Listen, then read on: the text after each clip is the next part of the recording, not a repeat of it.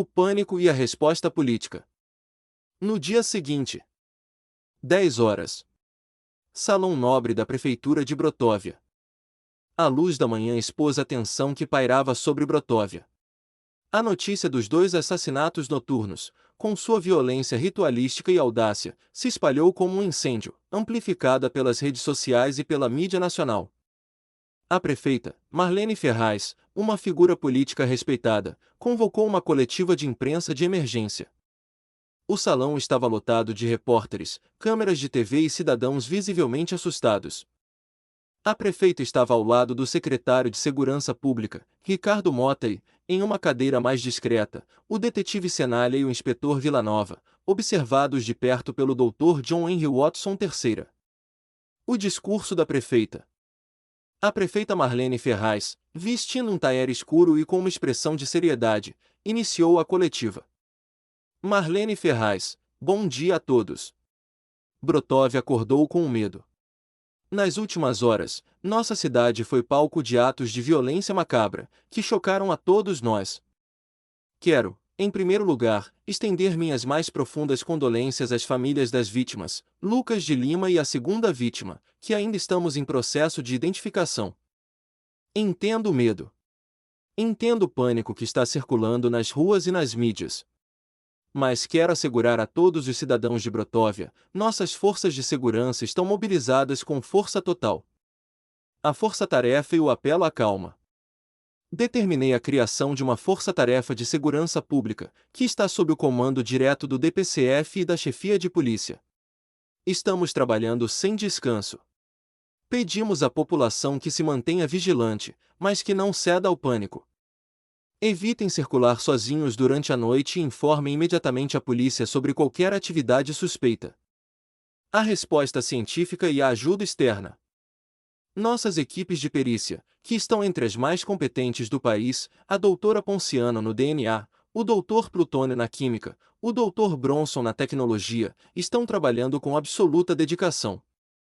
E, de forma inédita, temos o privilégio de contar com a consultoria de um especialista internacional, o Dr. John Henry Watson III, um médico forense da Scotland Yard, que está nos auxiliando com sua vasta experiência em crimes seriais de alta complexidade. O compromisso político.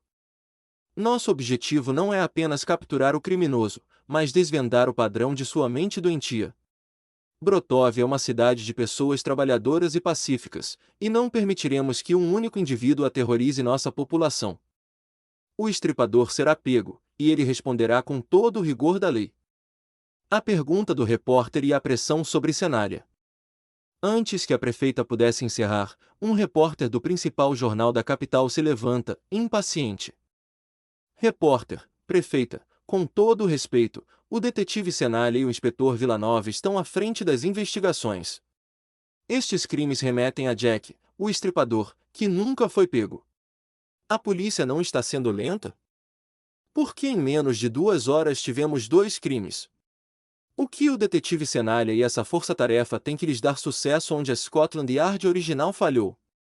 A pergunta, carregada de sarcasmo, mira diretamente no detetive Senalha. Marlene Ferraz, intervindo, o detetive Senalha tem minha total confiança. Ele é um agente brilhante. Senalha, interrompendo a prefeita, se levantando abruptamente: com licença, prefeita. Deixe-me responder. O detetive Senalha, vestindo seu inconfundível chapéu, avança para a tribuna, fixando o olhar no repórter e em todas as câmeras. Senalha, o senhor tem razão. O caso Jack, o estripador, é o maior fracasso da história criminal. Mas o senhor comete um erro de dedução. A Scotland Yard falhou em 1888 porque não tinha a doutora Ponciano. Não tinha o doutor Plutônio, e não tinha o doutor Bronson. Eles não tinham a ciência para confrontar o espectro. O Jack, o estripador, deixou rastros que não podiam ser lidos. O estripador de Brotóvia deixou a mais importante das evidências, o DNA. Senalha, bate na tribuna: nós identificamos o DNA do assassino no primeiro crime. Temos o perfil genético B. Ele não é um fantasma do século XIX, ele é um homem de hoje, que usa roupas baratas da periferia e deixou sujeira industrial em nossos vestígios. Portanto, a minha resposta é esta: este estripador de Brotóvia será pego, não pela lâmpada de gás de Holmes, mas pelo microscópio forense. E isso, meu amigo, é o que a Inglaterra de 1888 não tinha. A prefeita sorri discretamente para a cenária, satisfeita com a demonstração de confiança. A coletiva, transformada em um desafio público, terminava com a promessa de uma caçada implacável. O desafio da mídia ao legado. Após a declaração contundente do detetive Cenária, que temporariamente silenciou a crítica sobre a suposta ineficiência policial, outro jornalista, desta vez de um tabloide conhecido por seu sensacionalismo, levanta-se. Ele mira diretamente no Dr. John Henry Watson III, vendo uma oportunidade de criar polêmica. Jornalista, voz estridente e sarcástica Dr. Watson III. Uma pergunta para o senhor, o grande consultor da Scotland Yard. Com todo o respeito à sua linhagem, o senhor vem de uma escola de detetives que se baseava em observações e deduções, no famoso cérebro brilhante de Sherlock Holmes. No entanto, o próprio Senali acabou de nos dizer que o sucesso de vocês hoje é o DNA, a química e a tecnologia. A minha pergunta é esta: em um mundo de drones, biometria e sequenciamento genético, o que a velha escola de Sherlock Holmes e a sua dedução elementar ainda podem oferecer para pegar um assassino em série do século XXI? Não é a sua presença aqui, com todo o respeito, um mero adereço de marketing para a polícia de Brotóvia, um troféu da Scotland Yard sem utilidade prática real. A pergunta atinge em cheio a essência da presença de Watson III e a relevância do legado Holmes no mundo moderno. A prefeita Marlene Ferraz e o chefe Mota trocam olhares apreensivos.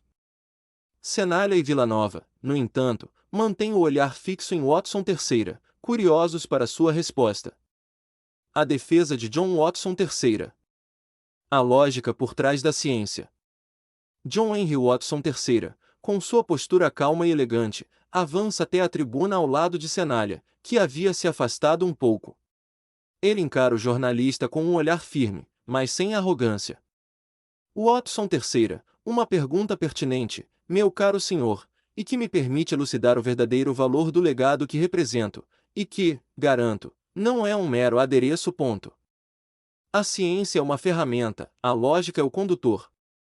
O detetive Cenália está absolutamente correto. O DNA, a química, a tecnologia de ponta que o Dr. Bronson, a doutora Ponciano e o Dr. Plutônio aplicam são as ferramentas mais poderosas que temos. Sem elas, estaríamos, de fato, cegos, como o meu tataravô estava em Vita Chapéu. Mas, pergunto ao senhor, o que decide onde essas ferramentas serão aplicadas? O DNA nos diz quem, mas não por quê. A química nos diz o que, mas não como. A tecnologia nos diz onde ele esteve, mas não para onde ele vai. É a lógica dedutiva, a capacidade de conectar pontos aparentemente desconexos, de ler a mente do criminoso através de seus atos, que guia a aplicação dessas ferramentas. A mente do assassino e o padrão. Pensemos no nosso estripador de Brotóvia. Ele é um homem do século XXI. Mas seus crimes, como a doutora Napolitano tão bem analisou, são primitivos em sua motivação, poder, humilhação, ritual. A tecnologia me diz que ele esteve na Vila União Brotoviana. O DNA me diz que ele é um homem. A química me diz que ele tem uma conexão com a periferia e talvez com ambientes industriais. Mas o que a dedução me diz? Ela me diz que ele perseguiu Lucas de Lima, um açougueiro, e depois atacou um homem de status no Parque Central. Isso não é aleatório. Isso é um padrão de seleção simbólico, uma hierarquia perversa de suas vítimas. É a dedução que nos leva a perguntar: o que esses homens representavam para ele? É a dedução que nos leva a procurar o porquê por trás do quem da ciência. O diálogo entre passado e presente. Meu tataravô e Holmes eram os peritos da sua época. Eles usavam o que tinham: cinzas de cachimbo, impressões de sapato, a análise da caligrafia. A diferença entre o sucesso e o fracasso, então como agora, não é apenas ter a ferramenta, mas saber o que procurar e como interpretar o que se encontra. Minha presença aqui, caro senhor, não é um adereço. É a ponte entre a experiência histórica dos padrões criminais, a análise da mente humana e a capacidade de direcionar a ciência de vocês para as perguntas certas. É a velha escola trabalhando com a nova, não contra ela. Watson III, olhando para a cenária a Scotland Yard não pegou Jack, o estripador, por falta de provas. Hoje, graças à ciência de Brotóvia, temos as provas. E graças à dedução, saberemos como usá-las para encontrar o homem por trás da capa e da faca. A resposta de Watson III, calma e fundamentada, parece dissipar a nuvem de ceticismo que o jornalista tentará levantar. A lógica homesiana, ele argumentou, não foi substituída pela ciência, ela se tornou o seu guia.